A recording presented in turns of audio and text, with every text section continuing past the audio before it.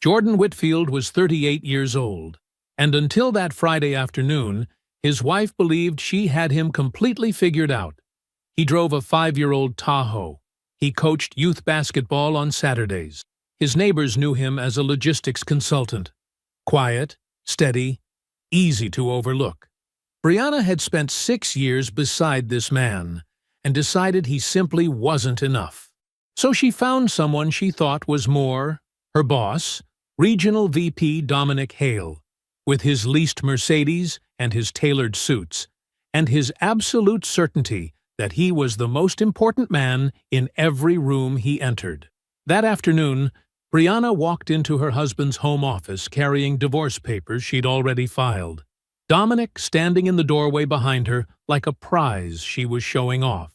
She had no idea that the quiet man sitting at that desk owned the company where she and Dominic both collected paychecks.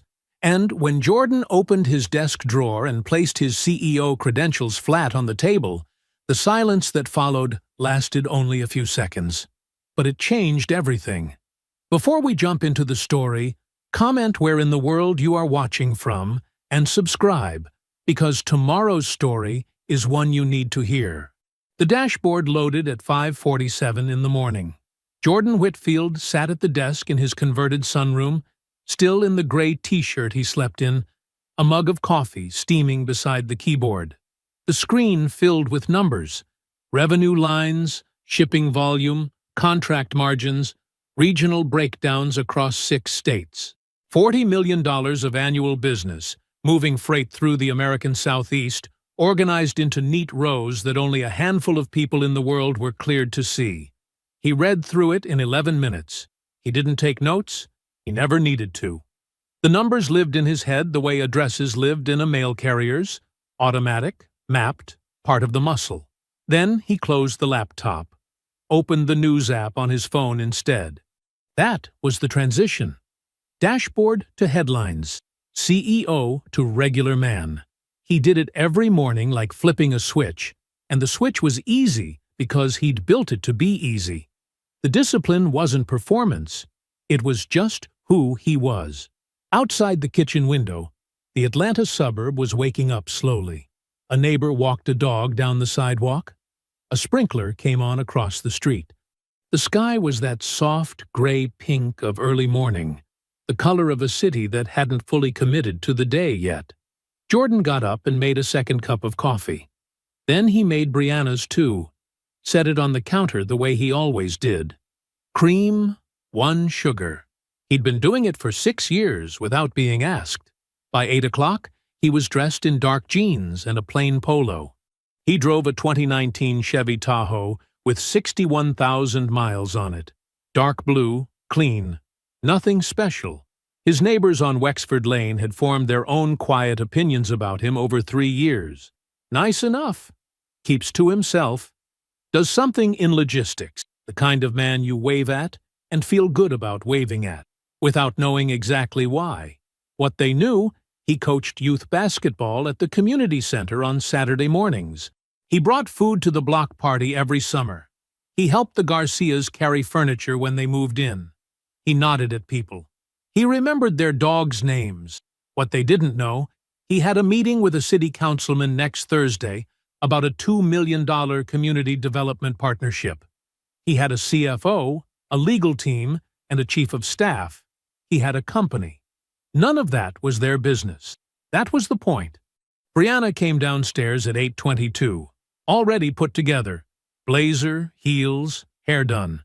She moved through the kitchen with efficiency, the kind that didn't include him. She picked up the coffee he'd made, took 1 sip, set it back down like she'd forgotten about it. "I've got a client call at 9, she said, without looking up from her phone. "Okay." He was leaning against the counter. "I made eggs if you want." "I'll grab something at the office." She picked up her bag. She crossed the kitchen. She kissed him on the cheek, the corner of it, barely landing, and was gone. The front door clicked shut behind her. Jordan stood there for a moment. Then he turned back to the stove and finished his eggs. It wasn't one thing. It was never one thing. It was the phone, screen side down on the coffee table every evening for the past 2 months, like it had always been that way, like he wouldn't notice the change.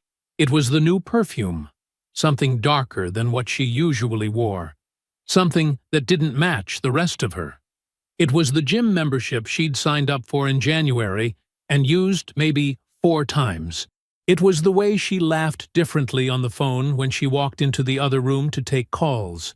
It was the late nights, client dinner, team happy hour. Stuck on the connector, just leave without me. Small things, each one fine on its own.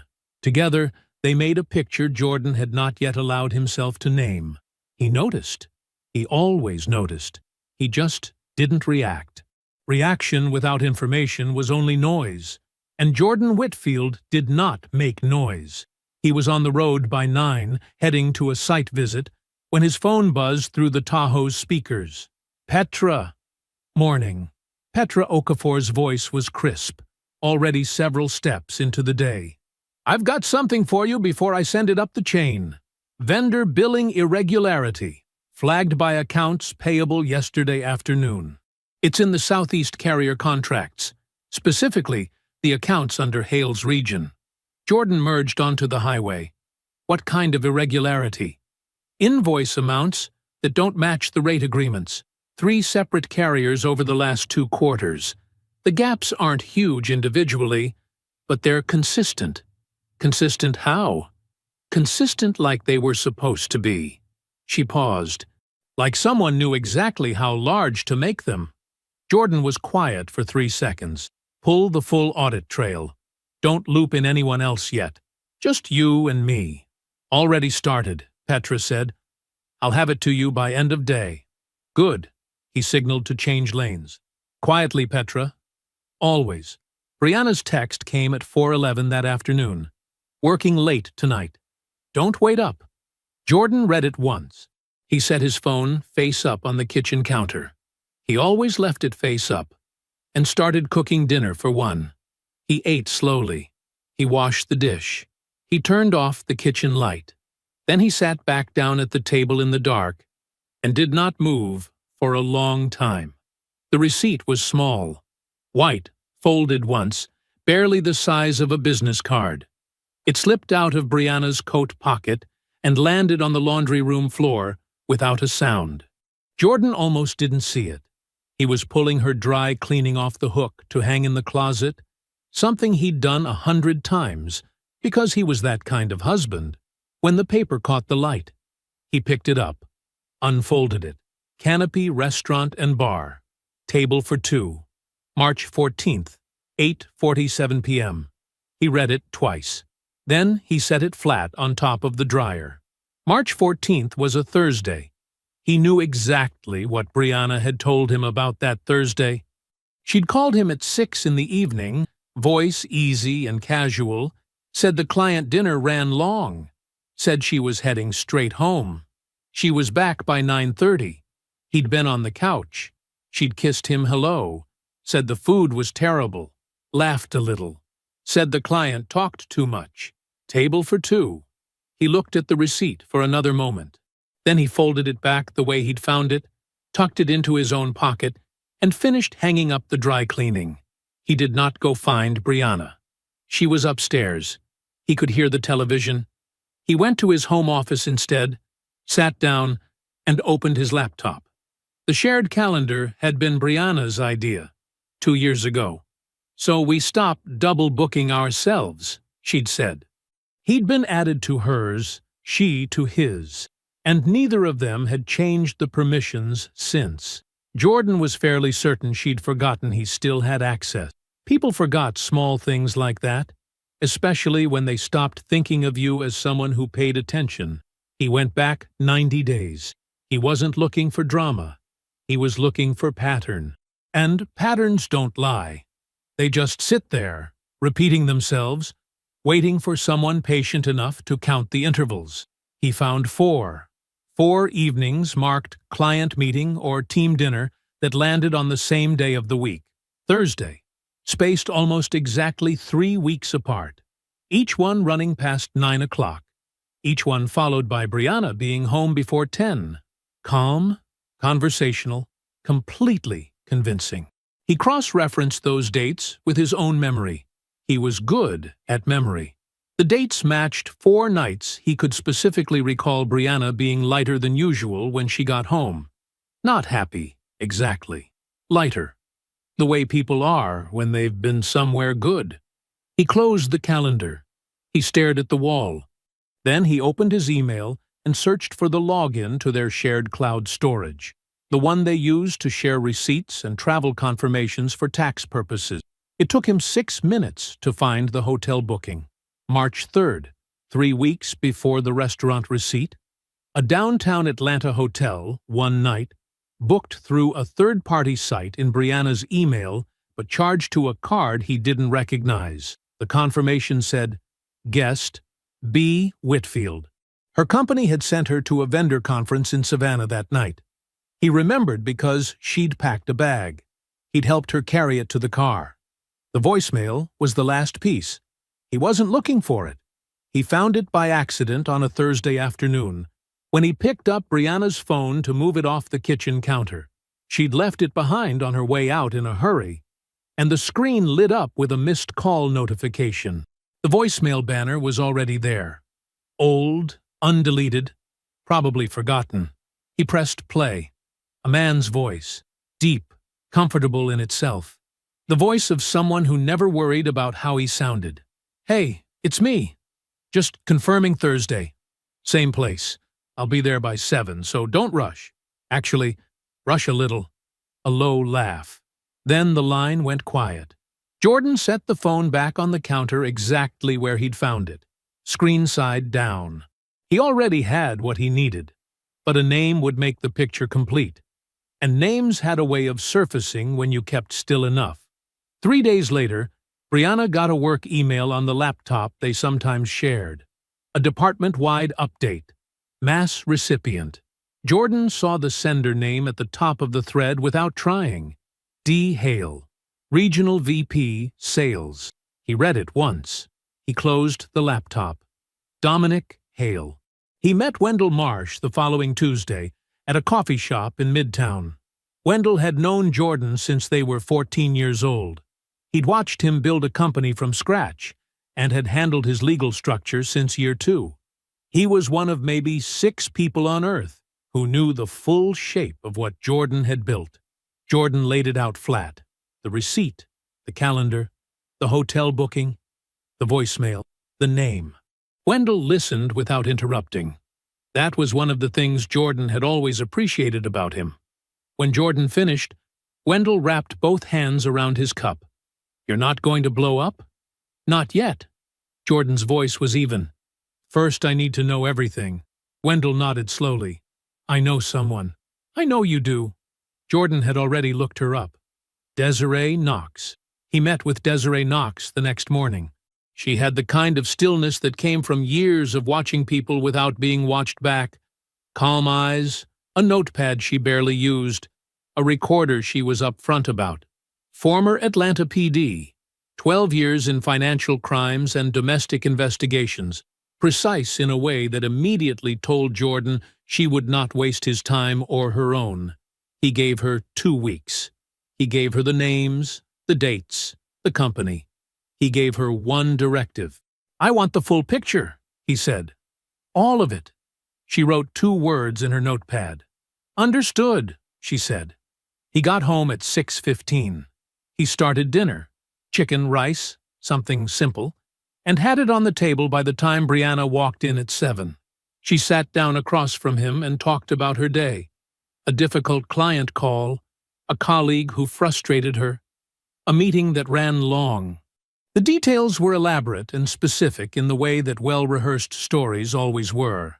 She made eye contact. She gestured. She laughed once at something small. Jordan listened. He passed her the water. He smiled at the right moments. He said nothing. 2 weeks passed.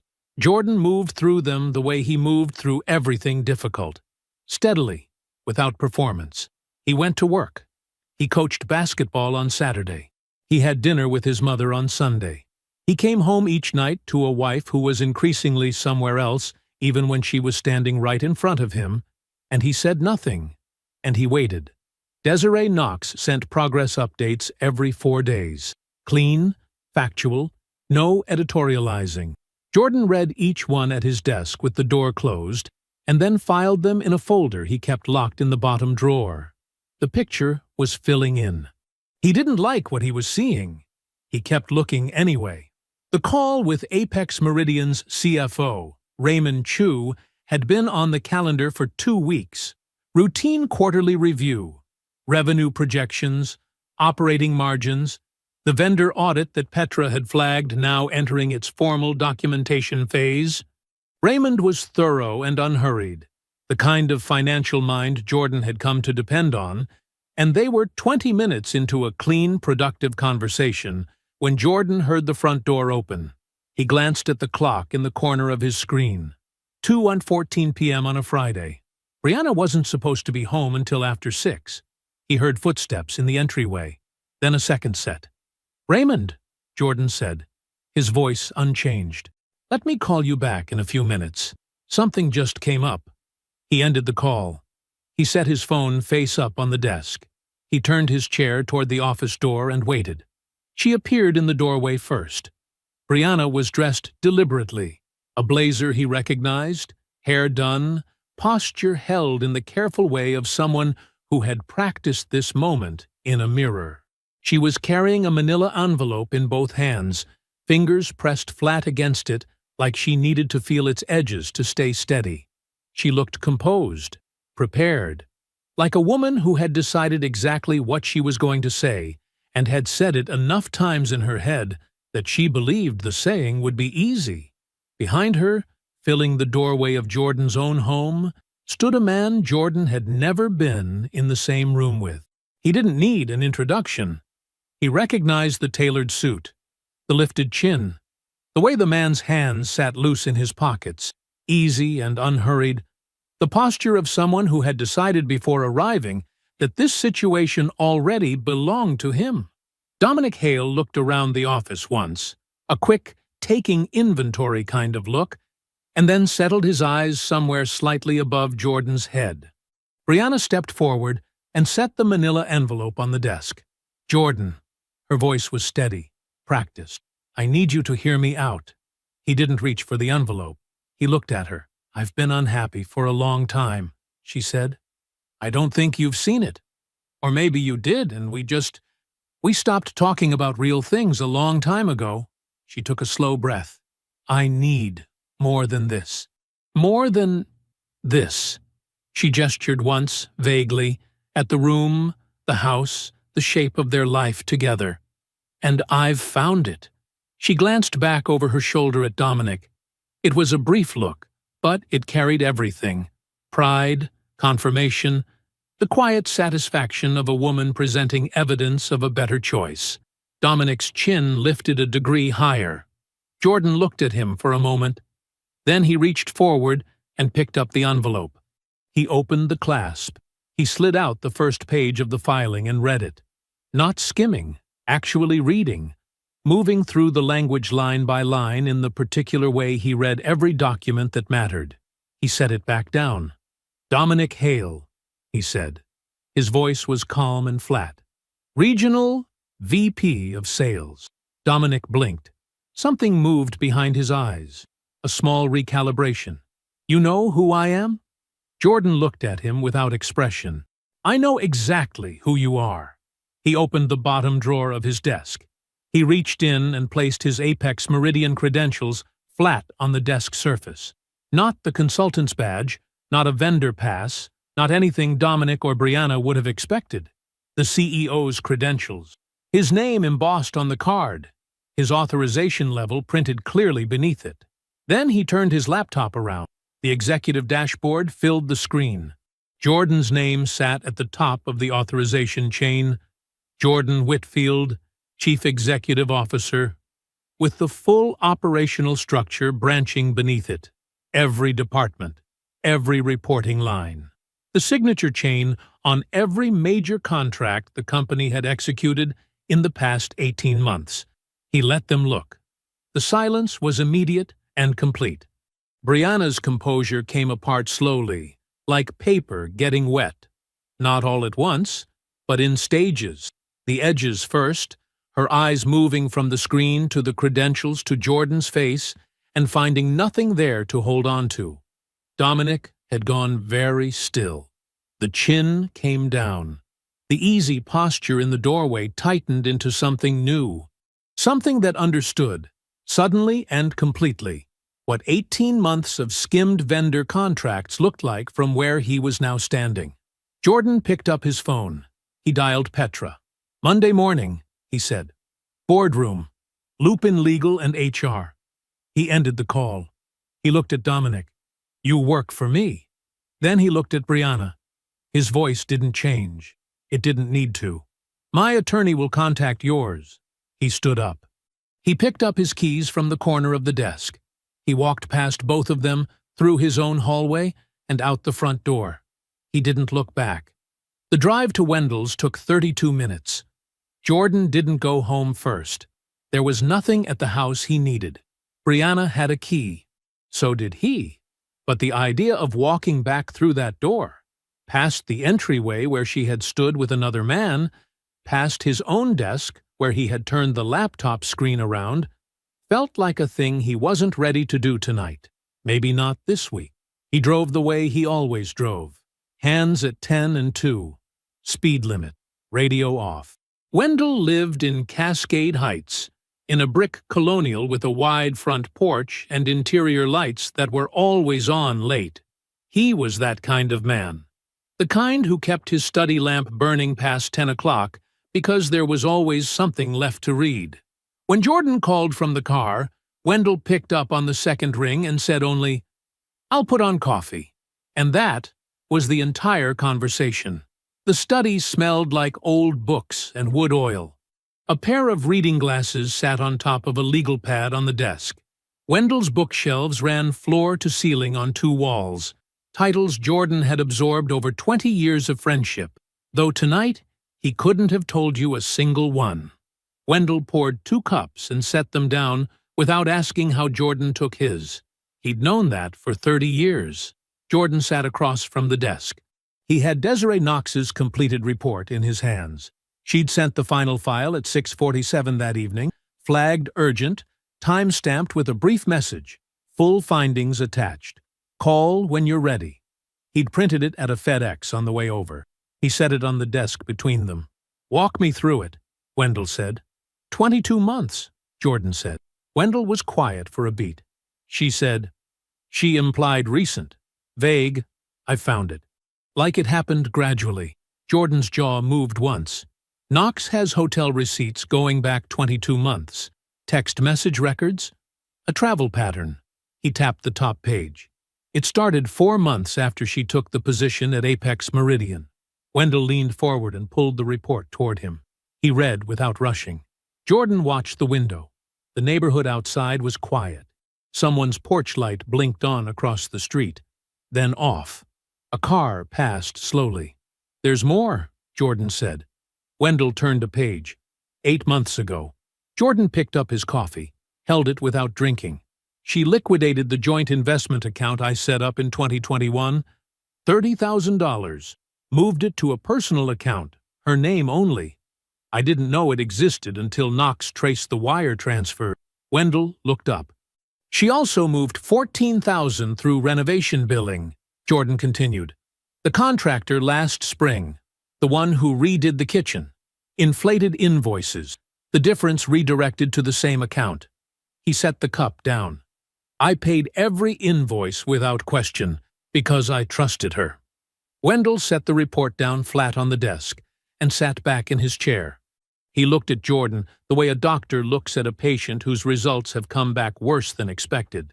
Not with pity, but with the careful attention of someone deciding how much weight the other man can carry. Jordan was carrying it fine. That was clear. But the weight was there. It showed in the way he was holding himself. Very still, very straight. The particular stillness of a man who has decided that moving carelessly right now would cost him something. "She wasn't falling out of love," Jordan said.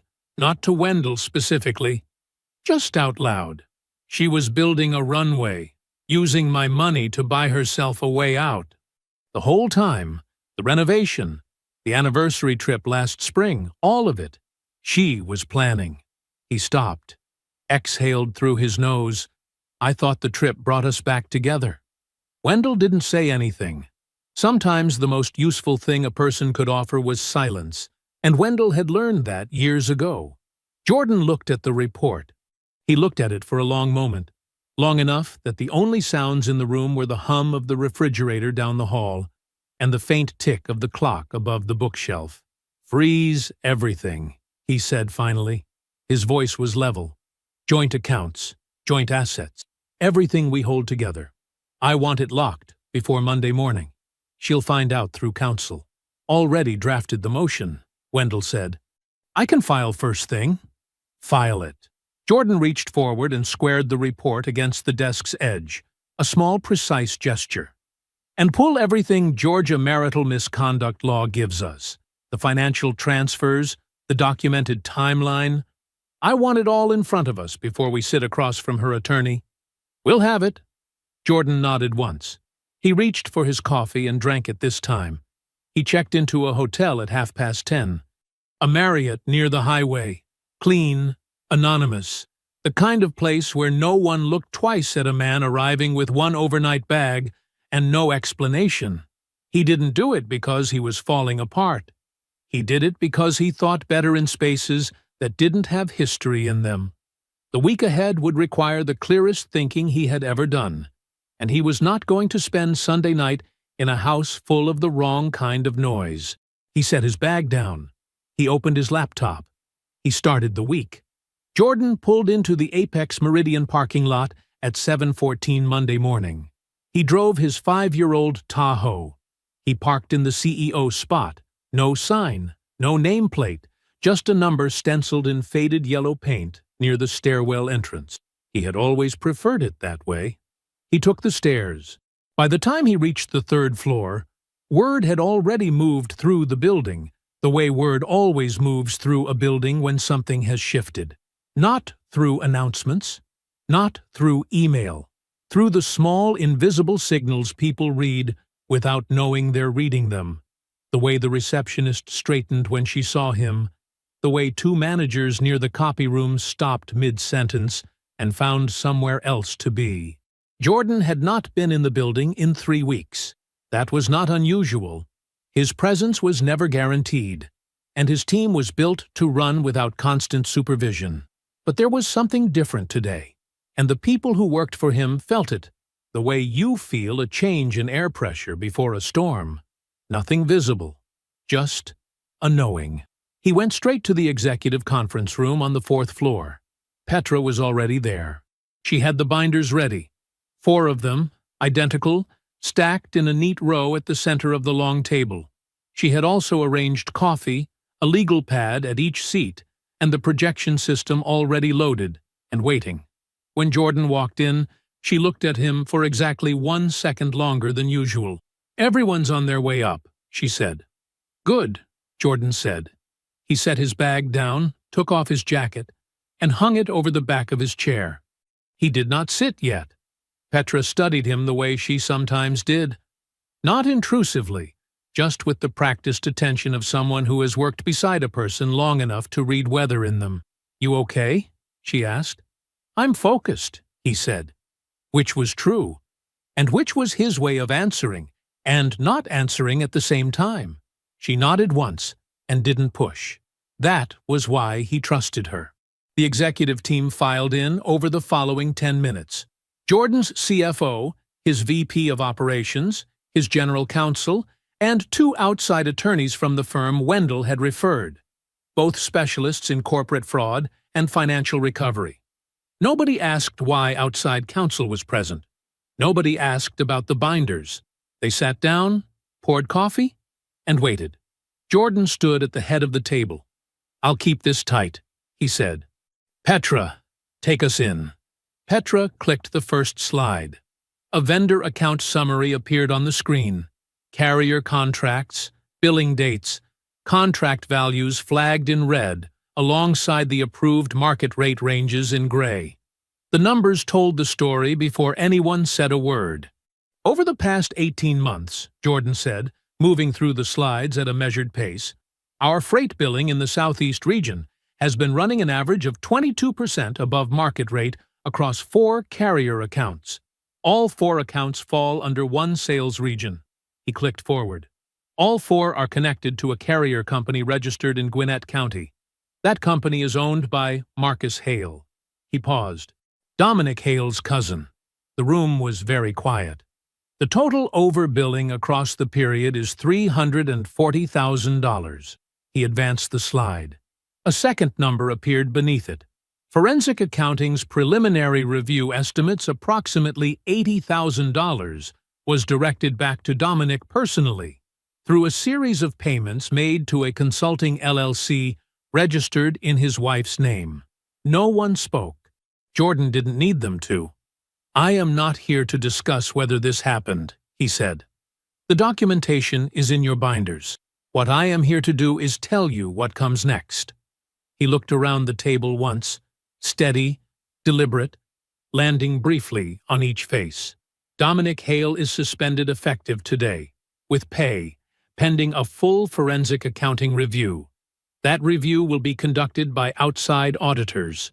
Depending on their findings, this matter will be referred to law enforcement. He looked at his general counsel.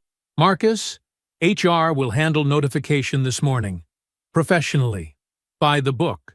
Marcus nodded. I want the forensic team in this building by Wednesday, Jordan continued. I want complete access granted to every system, every account, every contract in that region going back 24 months. He picked up his coffee. Any questions? There were none.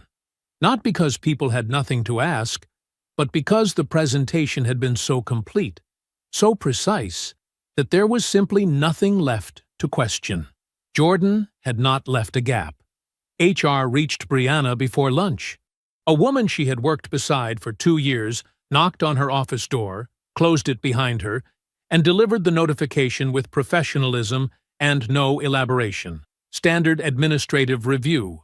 Her role on accounts within Dominic Hale's sales region, the now disclosed personal relationship, an irresolvable conflict of interest that required review under company policy. Brianna would be placed on paid administrative leave, pending the conclusion of the investigation.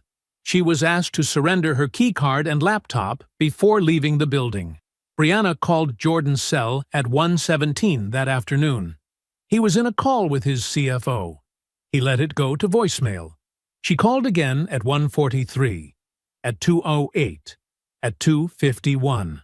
The calls came in clusters after that, sometimes 10 minutes apart, sometimes less. By Thursday evening, his phone had logged 17 missed calls from her contact. He had not listened to a single voicemail. He had a company to run. Jordan pulled up to his mother's house at 6:30. It was a small brick ranch in Decatur. The same house he'd grown up in. The same crepe myrtle in the front yard that bloomed pink every June and dropped its petals all over the driveway by July. The porch light was already on. It was always on when he was coming. He sat in the Tahoe for a moment before going in. Not because he wasn't ready. Just because there was something about this house, the smell of it, the weight of it, that always asked him to slow down before it let him through the door. He went inside. Cecile Whitfield was 71 years old and moved through her kitchen like she owned the laws of physics. Cornbread in the oven, collard greens on the back burner, a pot roast that had been going since noon, filling the whole house with something warm and low and certain. She hugged him at the door, a real hug, both arms, the kind that didn't ask how you were doing, because it already knew. She looked at his face when she pulled back. She held his gaze for just a moment longer than usual. "Sit down," she said. "Food's almost ready." He sat at the kitchen table, the same table he'd done homework at, the same table where she'd told him his father was working doubles again, and they'd be fine. The wood was worn smooth at the edges. He put his hands flat on it. They ate without rushing. She asked about the company. He gave her real answers. not the short version he gave people who wouldn't understand the long one. She listened the way she always had, fully, without interrupting, the way 30 years of teaching had made second nature. It was only after she cleared the plates that she sat back down and folded her hands on the table in front of her. Jordan looked at her. He knew that posture. It was the posture of something she had been carrying for a while. "I need to tell you something," Cecile said, "and I need you to hear me out before you say anything." "All right," he said. She took a breath. "About 8 months ago, Tanya called me." The name landed quietly. Brianna's maid of honor. A woman Jordan had always liked. Steady, plain-spoken, not given to drama. She'd seen them, Cecile said. Brianna and that man. At a restaurant in Buckhead. Holding hands across the table. She paused. She said there was no question about what she was looking at. Jordan was very still. "She didn't know whether to come to you directly?" Cecile continued, her voice level but careful. "So she called me. She asked me what she should do." Cecile looked down at her own hands, and I told her I needed to think about it. She was quiet for a moment. I convinced myself that one witness, one sighting, that it wasn't enough to bring to you. That if I was wrong, if there was some other explanation. She stopped, started again. "I didn't want to be the one who broke your marriage on something I couldn't be certain of." She looked up at him then. Her eyes were clear, but the weight behind them was real. "I was wrong to say nothing. I have known that every day since." Jordan didn't speak right away. He looked at his mother, at the woman who had raised him alone, who had stretched a teacher's salary and never once made him feel the strain of it, who had always, in every matter that counted, chosen truth over comfort. She was choosing it now, even when it cost her something. "I'm not angry at you," he said. "Jordan, I mean it." His voice was quiet and steady. "You were trying to protect me. I understand that." He let a beat pass. "But I need to talk to Tanya." Cecile nodded. "She called me again last week. She's been carrying this. She wants to talk to you. Can you reach her tonight?" "Yes," Cecile said. "I can do that." They met the following afternoon at a coffee shop in Avondale Estates. Neutral ground, nothing Brianna had ever been to. Tanya was already there when Jordan arrived, seated at a corner table with both hands wrapped around a mug she wasn't drinking from. She was a compact woman in her late 30s, natural hair, good posture, the look of someone who had rehearsed what they were going to say and was now uncertain whether any of it would come out right. Jordan sat down across from her. "Thank you for coming," he said. Tanya looked at him directly. "I should have come a lot sooner than this." "You're here now," he said. "That's what matters." She exhaled slowly. Then she reached into her bag and placed her phone on the table between them. On the screen was a text conversation, a thread between her and Brianna, dated and time-stamped, stretching back further than Jordan had expected. "I kept them," Tanya said. "I told myself it was just in case. I didn't know in case of what." She pushed the phone closer to him. "Scroll up." He did. The messages started 26 months ago. 2 months into the anniversary trip Jordan had planned and paid for himself. 4 days in Savannah, the inn on the river. The dinner reservation he'd made 6 weeks in advance. The trip Brianna had smiled through. The trip he had believed, genuinely believed, had brought them back to each other. The messages told a different story entirely. He read, without expression.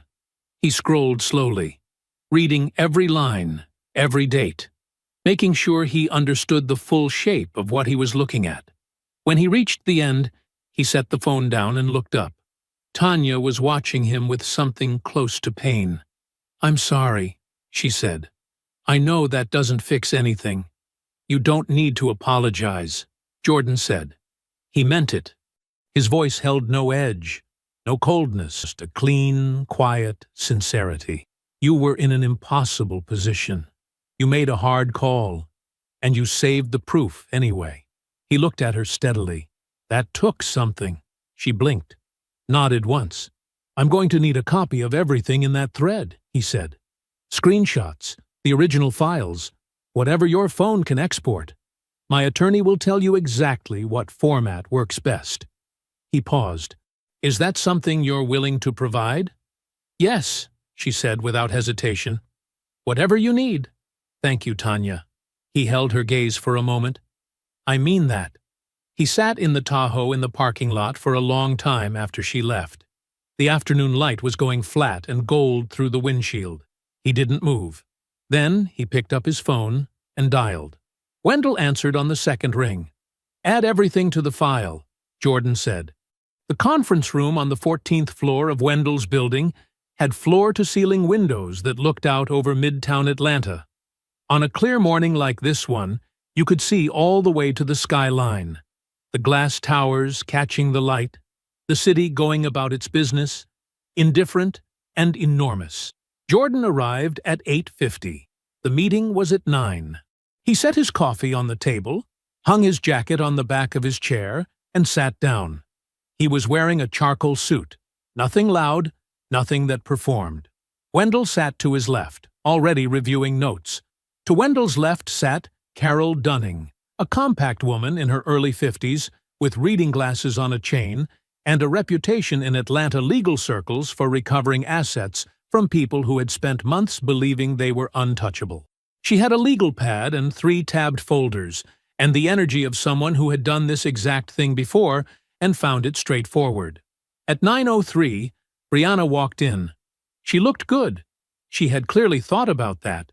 Her outfit was deliberate, professional, put together, the specific kind of polish that said, I am not falling apart.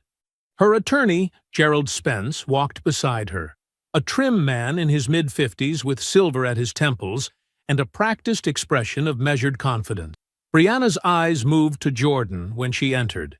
His stayed on the table in front of him for a half-second longer before he looked up, unhurried, completely calm. He gave her nothing, not coldness, not warmth, just presence. She sat down across from him. Gerald Spence opened. His tone was professional and smooth. Jordan had to admit the man knew his job. He framed Brianna's position carefully. A 6-year marriage, contributions to the household, emotional labor, career development made possible through a stable home. He mentioned the house. He mentioned personal property. He built a picture of a woman who had simply, quietly grown apart from her husband and deserved an equitable resolution. Jordan listened without interruption. Wendell listened without expression. When Spence finished, Wendell said, Thank you, Gerald. He picked up the binder in front of him and opened it. We have some materials we'd like to walk through. Carol Dunning slid a copy across the table to Spence. A second copy went in front of Brianna. Neither of them reached for it immediately. The affair began 26 months ago, Wendell said. His voice was even, factual. Not recently. Not after a period of documented unhappiness. 26 months ago. He turned to the first tab. We have hotel records across 14 separate dates. We have a private investigative report with corroborating documentation. And we have a text archive from a third-party witness, Brianna's own maid of honor, that establishes both the timeline and the nature of the relationship. Brianna's hand moved to the edge of the binder. She didn't open it. Spence's expression hadn't changed, but something behind it had shifted. A slight recalibration, visible only if you were looking for it. Carol Dunning turned to the second tab. Regarding the joint investment account established by Mr. Whitfield, $30,000 contributed entirely by him. This account was liquidated 8 months ago. The funds were transferred to a personal account in Mrs. Whitfield's name alone, without Mr. Whitfield's knowledge or consent. She moved to the third tab. An additional $14,000 was redirected through renovation billing into the same account over a 4-month period. She set her pen down. We are treating both transfers as fraudulent dissipation of marital assets under Georgia law. The room was quiet. Gerald Spence began to speak. Jordan looked at Brianna and spoke first. I want to say something directly to you." His voice was quiet, steady. "Not through attorneys." Spence paused. Brianna looked at Jordan. "You didn't leave because you were unhappy," Jordan said. "You might have told yourself that. You might still believe it. But the timeline doesn't support it." He kept his eyes on hers. "You made a decision 26 months ago. And while you were making that decision, I was funding a home renovation, planning an anniversary trip, and putting money into an account I thought we were building together." He didn't blink. "You used what I gave you to build a way out, and you let me believe in something that was already over." Brianna's jaw was tight. She said nothing. "I'm not saying this because I'm angry," Jordan continued. "I'm saying it because it's true. And because I think some part of you has been counting on me being too hurt, to be precise." He sat back slightly. "I'm precise." Wendell nodded to Carol. She opened the 4th tab and slid a new document across the table. It was a single page, clean, a summary figure at the top. It was the full Apex Meridian Company valuation, audited, certified, current. Below it, Jordan's personal asset portfolio, real estate holdings, investment accounts, equity positions. The number at the top of the page was not what Brianna had prepared for. Not even close. Spence looked at the page. He was quiet for several seconds. Then he looked at his client. Brianna was still looking at the number. She had spent 6 years beside this man. She had decided he was small. She had decided he was a ceiling.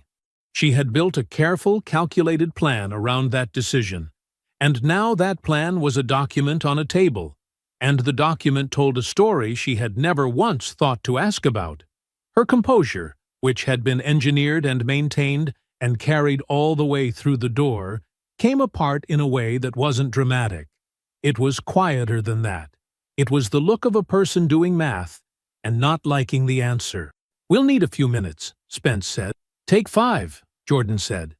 He pushed back his chair, stood, and walked to the credenza against the wall where the coffee was set up. He poured a cup. He looked out the window at the city. Behind him, he heard the door close. When they came back in, Gerald Spence sat down with the look of a man who had spent 5 minutes delivering information his client did not want to receive. Brianna sat beside him. She was looking at the center of the table. Spence folded his hands. "My client," he said carefully, "would like to understand what's being offered." Jordan sat back down. He nodded to Wendell. Wendell opened the final tab. The Thursday morning sky over Atlanta was the kind of pale, washed-out blue that made everything look clean. The air was cool. The kind of morning that felt like a fresh start. Dominic Hale pulled into the Apex Meridian parking lot at 8:17. He was driving the leased Mercedes, black, freshly detailed, the kind of car that said something about a man before he ever opened his mouth. He had the seat adjusted just right, and a travel mug of coffee in the cup holder, and a podcast on low about leadership and personal excellence. He looked good. He knew he looked good. He had worn the gray suit, the one with the subtle pinstripe that his tailor in Buckhead had fitted for him 18 months ago. His shoes were polished.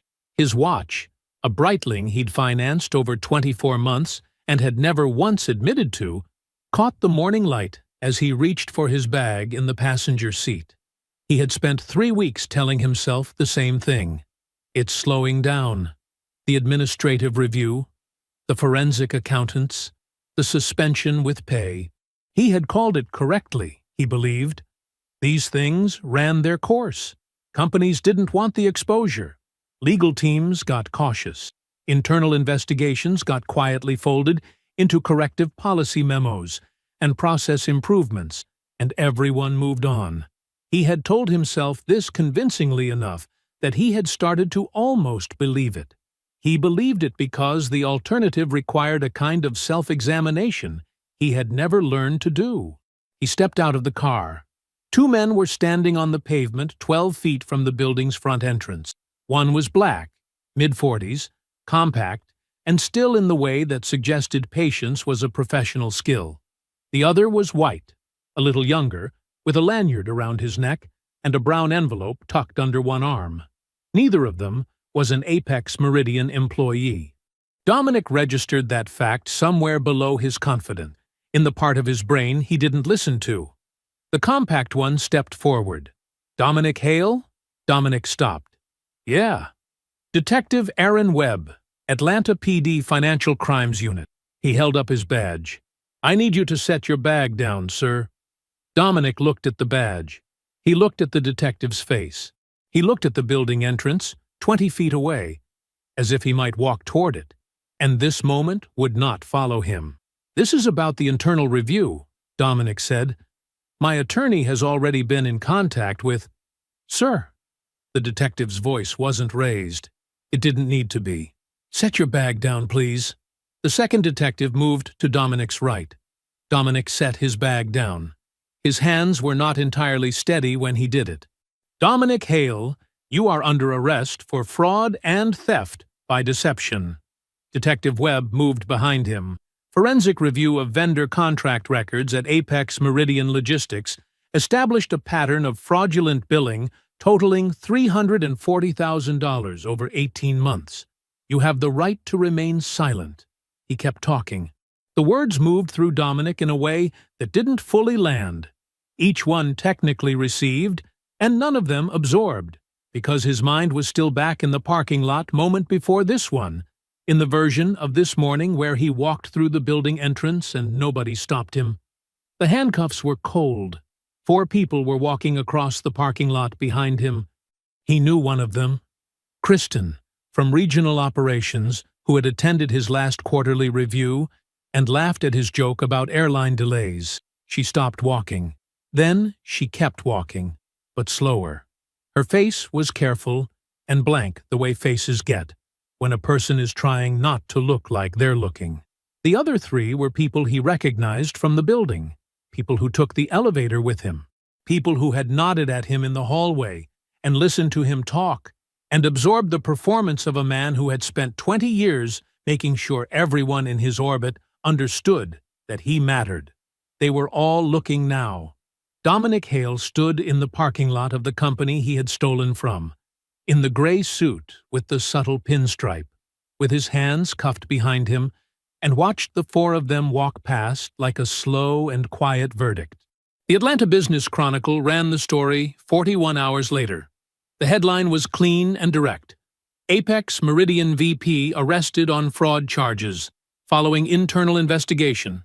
Below it, 3 paragraphs. His name, the company name, the figure, $340,000 in fraudulent vendor contracts over 18 months. A quote from a company spokesperson confirming the charges and noting that Apex Meridian had cooperated fully with law enforcement. No photograph. It didn't need one. Brianna read it on her phone. She was sitting at the small table in her apartment, a rental in a complex she would not have looked at twice 2 months ago. The table was just big enough for 2, though she was always alone at it now. Her coffee was in her hand, and then, at some point, it wasn't, because she had set it down without noticing, and it was going cold beside her elbow. She read the article twice. She read his name in print. She read the number. Outside her window, the city kept moving. Wendell's phone rang on a Tuesday morning. He was at his desk with a cup of coffee and a stack of motions when the call came through. He looked at the number, recognized it, and picked up on the second ring. "Marcus!" Wendell kept his voice even. Marcus Gill, Brianna's attorney, was professional. Whatever personal feelings he carried about the position his client had put him in, none of it came through the line. That was a good attorney. Wendell respected it. "We're accepting the terms," Marcus said. "Full and final. All of them." A short pause. "All of them." The call lasted 4 minutes. Wendell made 2 notes on a legal pad, thanked Marcus, and hung up. Then he called Jordan. Jordan picked up on the first ring. "It's done," Wendell said. There was a brief silence on the other end. Not the silence of a man who was surprised. The silence of a man who had been waiting for a door to close and was simply listening to the sound of it. "Okay," Jordan said. Walk me through the timeline. The terms were what Jordan's team had prepared, and Brianna's attorney had privately known from the moment he reviewed the full asset disclosure were the only terms that made mathematical sense. The house was not a point of negotiation. It had been purchased solely in Jordan's name. His credit, his down payment, his mortgage. Brianna's name was never on the deed. Her attorney had floated the argument that 6 years of shared habitation created an equitable interest. Jordan's team had responded with the deed, the purchase agreement, and 11 pages of Georgia case law. Marcus Gill had not raised the argument a second time. The vehicle was the same. Jordan's name, Jordan's payments, not a negotiation. The joint investment account, the $30,000 Brianna had quietly drained 8 months ago, was under active recovery proceedings. The $14,000 moved through the renovation billing sat in a separate filing. Together, those funds were subject to civil recovery as fraudulent marital transfers. Brianna's settlement reflected that. What she received was this: her personal property, boxed and scheduled for delivery. A cash settlement that her attorney had negotiated from Jordan's team with genuine effort and real skill. Fair by legal standard, clean, nothing to contest. And severance from Apex Meridian, processed separately by HR under the terms Jordan had personally directed. Against the life she had imagined, against the number she had seen on that laptop screen in Jordan's home office, it was a chasm. She signed on a Wednesday afternoon. Marcus Gill told Jordan's team it was the quietest signing he'd had in years. Brianna didn't cry. She didn't say anything at all. She simply picked up the pen and wrote her name and set the pen down and looked out the window of his office at the parking lot below. Marcus told Wendell this later, not out of cruelty, but because attorneys sometimes tell each other these things. In the way of people who have watched too many people arrive at tables, they set themselves. HR sent the letter on Thursday. It was written carefully. The kind of language that was precise without being punishing. Brianna's role on accounts within Dominic Hale's sales region, combined with the now fully documented personal relationship, created a conflict of interest that the company could not reasonably maintain going forward. No finding of direct involvement in the vendor scheme. No allegation of wrongdoing. A clean professional separation with full severance calculated according to her years of service. Jordan had been specific with HR. No theater. No public notice. Nothing that looks like punishment. He had built the company on a certain set of values, and those values did not disappear because the situation was personal. He wanted it done right. He wanted it done cleanly. She left the building on a Friday afternoon with a box of her things and a severance agreement in her bag. The same building she had walked into 5 years ago believing she'd found her footing. The same company she had told people she'd landed entirely on her own merits. The referral from Jordan, an irrelevant footnote she preferred not to mention. She had worked there for 5 years and never once thought to ask who actually owned it. Dominic Hale entered a no-contest plea 6 weeks later. His attorney had spent considerable time and effort trying to construct an alternative, but the forensic accounting report was 47 pages and left no room. 3 years probation. A financial judgment of $340,000 that would follow him through garnishments and credit reports and professional background checks for the better part of a decade. No prison time, which his attorney considered a win. Dominic, standing in the courtroom in a suit that was no longer freshly tailored, did not look like a man who had won anything.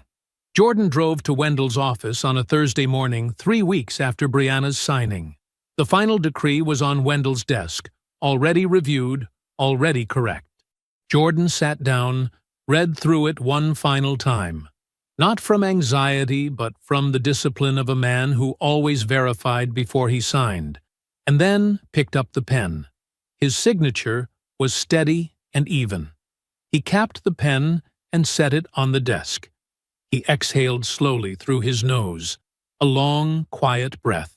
the sound of something finished. 6 months later, Jordan sat on the porch of his craftsman home with a mug of coffee and nowhere to be for another hour. The house was on a tree-lined street in Kirkwood. Old oaks, sidewalks with cracks in them from roots growing underneath. Neighbors who waved in the mornings and didn't ask too many questions. He had walked through it once with a real estate agent and known in the first 5 minutes. Not because it was impressive, because it felt like a place where a person could actually breathe. He bought it 2 months after signing the decree. The porch faced east. Morning light came through the oak branches in pieces. He sat in a wooden chair he'd found at an estate sale, drank his coffee black, and watched a man 2 houses down load his kids into a minivan. No calls yet. No dashboard open. Just the street waking up and the coffee getting cooler in his hands. He sat there most mornings now, and it still surprised him a little how good quiet could feel when it wasn't hiding anything. The acquisition closed on a Wednesday in late October. Apex Meridian had been in talks with a regional competitor, a mid-sized carrier out of Birmingham, for the better part of 4 months. The deal added 3 new markets, a fleet of 42 trucks, and a logistics infrastructure that would take Petra's team the better part of a year to fully integrate. It was the largest expansion in the company's history.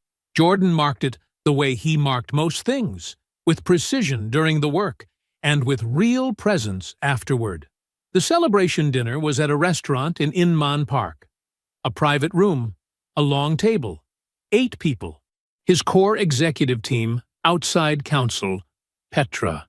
No speeches prepared, no PowerPoint deck. Just a good meal and people who had earned the moment together. Petra stood up somewhere between the entrees and the dessert and raised her glass. To 12 years of watching Jordan make every single one of us look smarter than we actually are, she said. And to the next 12.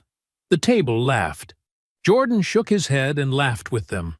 A real laugh, the kind that comes up from somewhere low in the chest without asking permission. He had forgotten for a while how that felt. He made a toast of his own, short. He thanked the people in the room by name. He meant every word. Saturday mornings were basketball.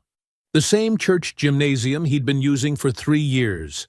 The same group of 11 and 12-year-olds who argued about everything and worked hard when it mattered. He ran drills until they complained and then ran them again. He drove there in the Tahoe with a bag of equipment and a travel mug and came home 2 hours later, tired in the good way. Sunday afternoons were Cecile. His mother brought food she had already cooked at her own house and acted as though she hadn't, insisting she'd just thrown it together. He set the table. She talked about her garden, her neighbors, the book she was reading. They ate together on the back porch when the weather allowed. She had told him once, quietly, after one of those Sundays, that she liked what his face looked like now. He hadn't asked her to explain. He already understood. Petra had been angling for the setup for months. She mentioned Amara 3 separate times in the span of 6 weeks, each time casual, each time deliberate, each time reading Jordan's non-reaction as a green light she was simply waiting to use. He finally said yes on a Thursday afternoon, mostly to get her to stop mentioning it. He did not expect much. Amara was a structural engineer. She arrived at the restaurant on time in a blazer that looked like she'd worn it from the office, which she had. She shook his hand and sat down and said, without preamble, "Petra told me you're in logistics. Does that mean you actually understand supply chain, or do you just say the words?" Jordan looked at her for a moment. "Both," he said. She smiled. It was not a performed smile. They talked about Atlanta's infrastructure problems for 40 minutes, before either of them looked at the menu. She had opinions about the city's highway system that were detailed and sharp and correct. He told her about a distribution routing problem his team had solved the previous spring, and she asked a follow-up question that was better than anything his own engineers had asked at the time. They ordered food somewhere in the middle of a conversation about bridge load ratings, and whether the city's growth would outpace its planning capacity inside of 15 years. The date ran 3 hours. He walked her to her car. She said she had a good time in a way that suggested she was surprised by the degree of it. He said the same. He meant it. He drove home on the highway with the windows down and didn't think about very much at all. He thought about Brianna sometimes, less than he expected, and differently than he would have predicted in the early weeks. Not with anger. That had burned clean a long time ago, leaving something quieter behind. Something that felt almost like clarity. She had shown him who she was before the fullest years of his life were spent on it. That was the truth of it. He was 38. The company was bigger than it had ever been. The house was real, and it was his, and it didn't require managing anyone else's perception of it. Monday morning, Jordan drove to Apex Meridian in his 5-year-old Tahoe. He pulled into the CEO's spot. No nameplate, no sign, just a space near the door that everyone on staff understood without being told. He cut the engine, grabbed his bag off the passenger seat. He took the stairs. He started the week. I hope you enjoyed that one. Be sure to like the video and subscribe so you don't miss the next story. I've picked out 2 more for you that I think you'll really like.